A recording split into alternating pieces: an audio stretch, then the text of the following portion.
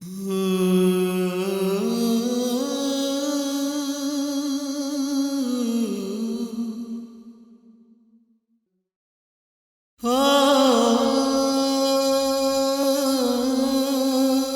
नाम मोहम्मद खुरम है। सरगोदा से मेरा ताल्लुक़ है। सरगोदा मेडिकल कॉलेज में मैं जॉब करता हूँ।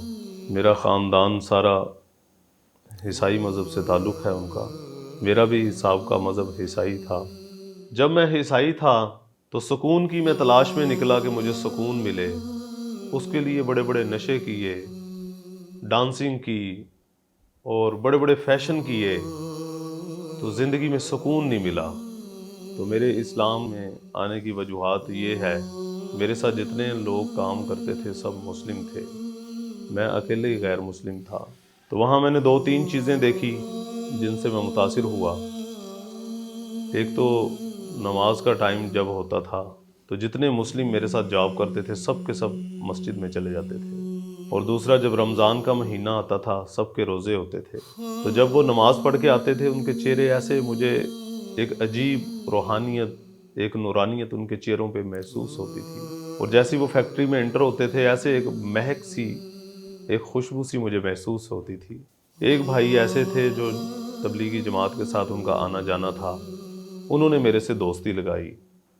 तो इस तरह वो भाई ने मुझे मोहब्बत दी, यहाँ तक कि जुमे वाले दिन वो मुझे कहते थे कि खुरम भाई आओ, घर बिरयानी वालदा ने बनाई है, आओ खाना इकट्ठे खाते हैं। तो इस तरह तकरीबन 1-1.5 साल इस तरह उसने मेरे से मामलात रखे।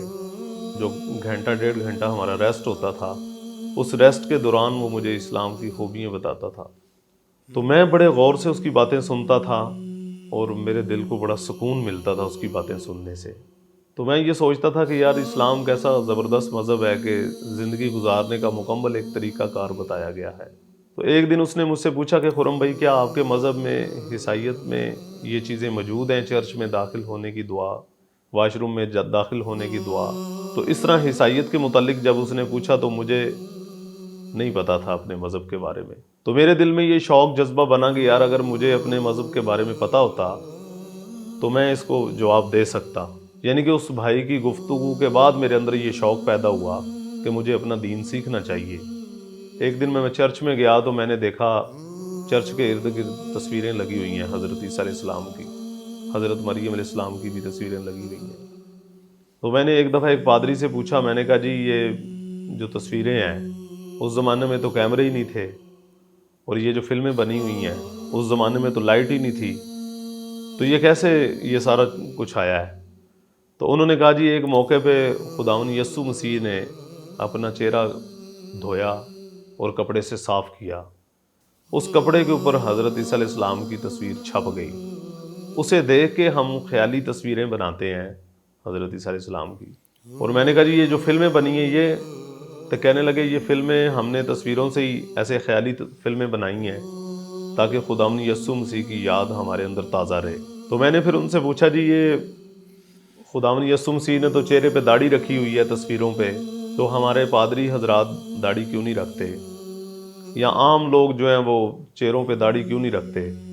तो फिर मेरे ज़हन में ये सवाल आया कि मुसलमान जो हैं ये तो चलो 80% दीन से गाफिल हैं, लेकिन 20% ऐसे हैं जो पूरे दीन पे चल रहे हैं। यानी कि मुसलमानों के जो रहबर हैं, उलमा इकराम हैं, उनके चेहरों पे दाढ़ी है, हाफिज़ हैं, मस्जिद के खादिम हैं, या आम जो मजहबी दीनी लोग हैं, तो उनको अपने नबी से इतनी मोहब्बत है कि वो उनकी ज़िंदगी में ज़िंदगी को अपनाते हैं। तो हमें अगर मसीह से मोहब्बत है तो मसीह की ज़िंदगी को अख्तियार करना चाहिए। बल्कि चर्च में जाके हम ये कहते हैं जय यस्सु की, जय यस्सु की, और यस्सु वाला तो एक काम भी नहीं हम करते।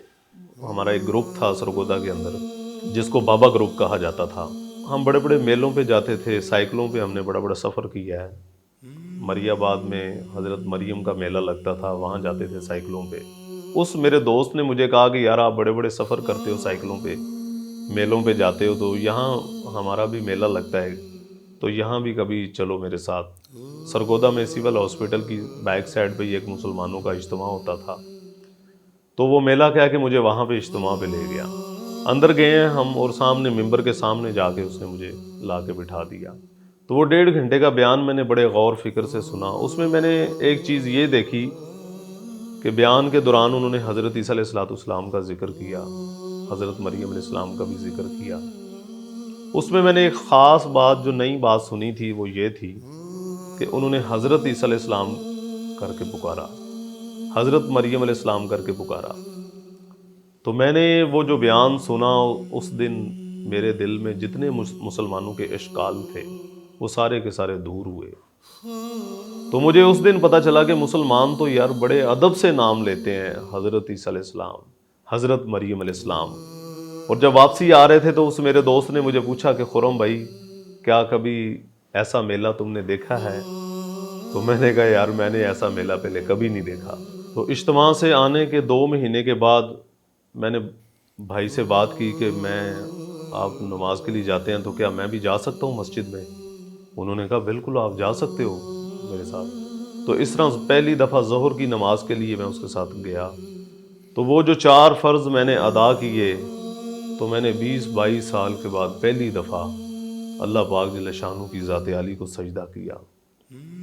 یہ میری پیشانی پہلی دفعہ اللہ سبحانہ تعالیٰ کے سامنے جھکی, اور جب میں سجدے میں تھا تو میرے جسم کے ایسے بال کھڑے ہو گئے, اور وہ سجدے کی جو حالت تھی میری, وہ میں نے ایسی فیل کی کہ اس کی ٹھنڈک میں نے اندر تک محسوس کی. تو خیر وہ 4 فرض پڑھنے کے بعد مجھے اتنا سکون ملا کہ وہ بھائی جو میرے ساتھ تھے وہ بقایا نماز پڑھنے لگ گئے. میں کبھی مسجد کے محراب کی طرف دیکھ رہا ہوں, میں کبھی مسجد کے پلروں کی طرف دیکھ رہا ہوں, میں کبھی مسجد کی چٹائیوں کے اوپر ہاتھ ایسے لگا کے اپنے سینے کے اوپر پھیر رہا ہوں. یعنی کہ مسجد کی نورانیت بڑی زبردست میں محسوس کر رہا تھا. اس طرح پھر کرتے کرتے تقریباً میں 1 سال نمازیں تقریباً میں چوری چھپے پڑھتا رہا. تو پھر میں نے سوچا کہ یار اسلام میں اور عیسائیت میں فرق کیا ہے. تو میں نے دیکھا مسلمانوں کی جتنی مسجدیں ہیں سب کا رخ ایک ہے, قبلہ رخ. عیسائیت میں نے دیکھا چرچ کا کوئی رخ نہیں ہے, چرچ میں داخل ہونے کی کوئی دعا نہیں ہے.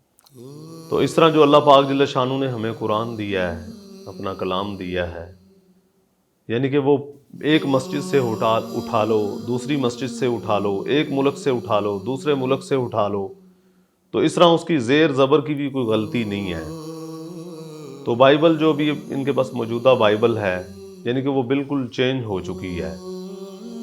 ایک گھر سے اٹھا لو, دوسرے گھر سے اٹھا لو, ایک چرچ سے اٹھا لو, دوسرے چرچ سے اٹھا لو, تو یعنی کہ وہ الگ الگ بائبلیں ہیں. تو اس طرح الحمدللہ میں نے جب عیسائیت کو اور اسلام میں فرق دیکھا تو مجھے زمین و آسمانوں کا فرق محسوس ہوا. تو اللہ تعالیٰ سے میں نے دعا بھی کی کہ یا اللہ اگر اسلام حق ہے تو اسلام کی حقیقت مجھے نصیب فرما, اگر مسیحیت حق ہے تو مجھے مسیحیت پہ جما دے. تو میں سوچتا تھا کہ یار میں نے اسلام کہیں قبول کر لیا تو کہیں کوئی ایسا مرلہ میرے اوپر نہ آ جائے کہ مجھے کہیں اسلام کو چھوڑنا نہ پڑ جائے. تو اس لیے میں چاہتا تھا کہ میں صحیح طریقے سے اسلام کو چیک کروں اور اس کو دیکھ کے پھر اسلام کی طرف آؤں. تو پھر اللہ پاک کی طرف سے میرے دل میں یہ بات آئی کہ اللہ تعالیٰ نے مجھے یہ چیز دکھا دی ہے کہ اسلام حق اور سچ ہے, تو کہیں بغیر کلمے کے میری موت نہ آ جائے. تو اگر بغیر کلمے کے میری موت آ گئی تو میرا کیا بنے گا. تو پھر یہ میں نے فیصلہ کیا کہ میں نے اسلام قبول کرنا ہے. تو میں نے اس بھائی سے بات کی کہ میں اسلام قبول کرنا چاہتا ہوں. وہ بہت خوش ہوا. تو اس طرح الحمدللہ ہم وہاں مسلمانوں کے اجتماع پہ گئے. تو میں نے بیان سنا, بیان کے بعد عشاء کی نماز کے بعد پھر ہم نے ایک مولانا صاحب آئے, تو اللہ کی رحمت سے پھر مولانا صاحب نے کلمے کے الفاظ دہرائے, تو میں نے کلمے کے الفاظ پڑھے. تو یقین کریں جب میں نے کلمہ پڑھا تو مجھے ایسے محسوس ہوا جیسے دل کا کوئی خانہ خالی ہے اور کلمہ پڑھتی وہ خانہ پر ہو گیا, جیسے پتہ نہیں کوئی کتنی جاندار کتنی قوت دار چیز میرے اندر داخل ہو گئی ہے. تو میں جب تبلیغی جماعت کے ساتھ 4 مہینے کے لیے نکلا ہوں, تو 4 مہینے جب میں لگا کے واپس آیا ہوں تو پھر میرے گھر والوں کو پتہ چل گیا میری داڑھی میرے لباس سے کہ اس نے اسلام قبول کر لیا. تو پھر مجھے گھر والوں نے بٹھایا اور مسلمانوں کی کمیاں بتائی. تو میں دل ہی دل میں اللہ سے دعا کرتا رہا کہ یا اللہ ان کو پتہ نہیں ہے کہ صحیح راستہ کیا ہے. میرے مولا جیسے تو نے مجھے حقیقت اسلام کی نصیب کی, ایسے میرے گھر والوں کو, میرے نانکوں کو، میرے دادکوں کو بھی یہ چیز نصیب فرما۔ تو اس طرح میں دل ہی دل میں دعائیں کرتا رہا۔ میں نے پھر ایک ہی بے چین ہو کے ایک بات کہی اپنے والدین سے، میں نے کہا ابا جی میں آپ سے کچھ بھی نہیں چاہتا، نہ مجھے شادی چاہیے، نہ مجھے مکان چاہیے، میں صرف آپ کی خدمت کرنا چاہتا ہوں، اسلام کی طرف سے مجھے یہی حکم ہے۔ تو اتنی بات سنتے ہی میرے چاچوؤں نے بے اختیار مجھے مارنا شروع کر دیا، ابا جی نے بے اختیار گالیاں نکالنی شروع کر دی، تو گھر سے مجھے نکال دیا کہ دفع ہو جاؤ یہاں سے، آج سے تو ہمارے لیے مر گیا، ہم تیرے لیے مر گئے، ہماری کسی خوشی غمی میں تو نے شریک نہیں ہونا۔ تو یہ بات کہہ کہ مجھے گھر سے نکال دیا گھر والوں نے۔ ہمارے محلے میں جو قریبی مسجد تھی میں وہاں چلا گیا، میں 2-2.5 گھنٹے جا کے مسجد میں بہت رویا، اللہ سے دعائیں کی کہ یا اللہ میرے گھر والوں کو پتہ نہیں ہے صحیح کیا ہے، تو جیسے مجھے اندھیروں سے مولا تو نے نکالا، ایسے میرے گھر والوں کو ہی نکال دے۔ اب میرے والد صاحب، چاچو، تائے جب باہر نکل جاتے تھے اپنے اپنے کاموں پہ تو میں گھر آتا تھا، میں اپنی والدہ کو دعوت دیتا تھا، اپنی بہنوں کو دعوت دیتا تھا، اپنی پھوپھیوں کو دعوت دیتا تھا، تو پھر میں ان کو بتاتا تھا کہ میں نے 22 سال عیسائیت میں گزارے ہیں، تو میں نے تو عیسائیت میں بھی کوئی ایسی خاص چیزیں نہیں دیکھی کہ جن سے میرا دل متاثر ہوتا، جن سے مجھے سکون ملتا۔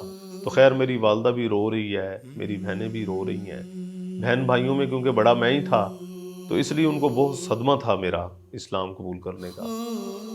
تو خیر ابا جی نے مجھے گھر ٹھہرنے کی اجازت نہیں دی تھی، میں نے زبردستی رہنا شروع کر دیا گھر میں۔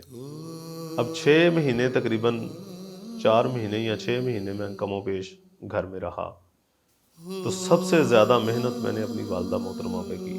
تو 6 مہینے کے بعد خیر میری والدہ محترمہ اسلام قبول کرنے کے لیے تیار ہو گئی، کہنے لگی بیٹے میں مسلمان ہونے کے لیے تیار ہوں، لیکن اس گندگی کے اندر، اس اندھیرے کے اندر ہم نے نہیں رہنا، مجھے یہاں سے لے کے کہیں اور مجھے لے کے چلے جاؤ۔ اسلام قبول کرنے کے بعد الحمدللہ ایک اندر میرے فکر پیدا ہوئی، تو میں اپنی قوم کو، اپنے قبیلے کو، اپنے خاندان کو چوری چھپے ملتا رہا۔ تو اللہ کی رحمت سے ہم نے محنت کی، اللہ تعالیٰ نے ہماری مدد کی، تو تقریباً 70 کے قریب الحمدللہ میرے خاندان کے لوگ مسلمان ہو چکے ہیں۔ اب میری زندگی کا مقصد ہے کہ میں لوگوں کو اندھیروں سے نکال کے روشنی کی طرف لے کے آؤں۔